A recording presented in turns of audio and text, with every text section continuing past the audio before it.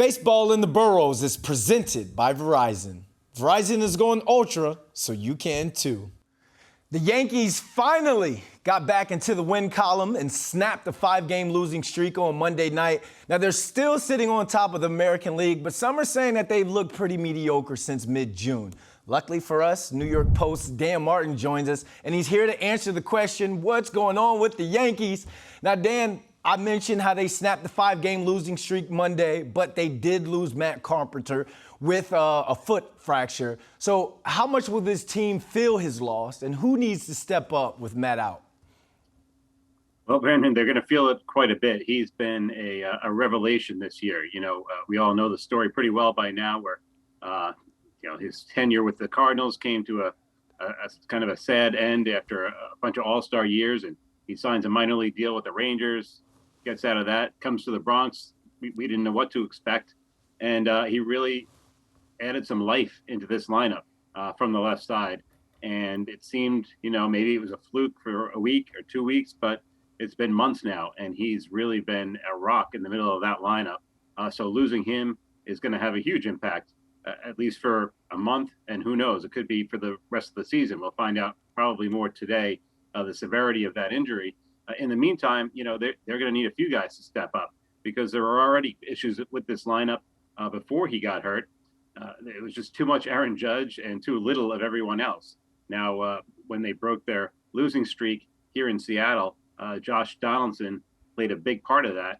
He's shown signs throughout the year of maybe being the player the Yankees hoped they were acquiring when they traded for him from Minnesota.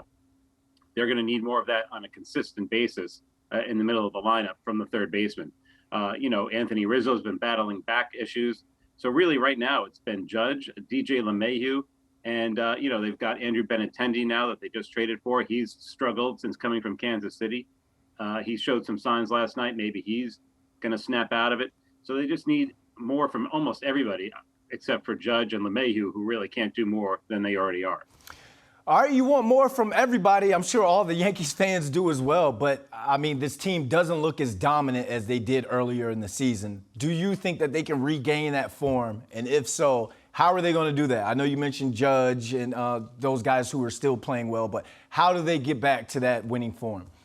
Well, in fairness, they might not get back to that form. They were on a record-setting pace to win 119 games. That might not have been realistic. It probably wasn't, as it turns out. But for them to really have a firm grip on the American League and not be this 500 team that they've been now for over a month, they do need a bit more well-roundedness from their lineup, and the pitching's got to get better. We've talked a little bit about the starting pitching over the last few weeks. It was such a strength of the teams for the first half of the season, really 1 through 5. It was remarkable how healthy and productive and consistent that rotation was. That's not been the case lately with Severino getting hurt, Jameson Taillon being inconsistent, Garrett Cole even having a couple of slip-ups. Now they've traded Jordan Montgomery, so we'll see what happens with that. And they've taken in Frankie Montas, who got off to a rough start there in his first outing, but he just came in the night before from Arizona from a family situation. So we'll see how he fits into this rotation. They're going to have big expectations for Montas. Obviously, Cole has to get back to the Cy Young form that he's displayed at various times this year. So really the pitching has to get back to where it was. Now, like I said, it might be unrealistic to think that they're going to be the unbeatable force that they were for the first 2 or 3 months of the season, but they have the capability of being, the best team in the American League, which they are not playing like right now. Dan Martin, thanks for joining us. Thanks, Brandon. Baseball in the Burrows is presented by Verizon. Verizon is going ultra, so you can too.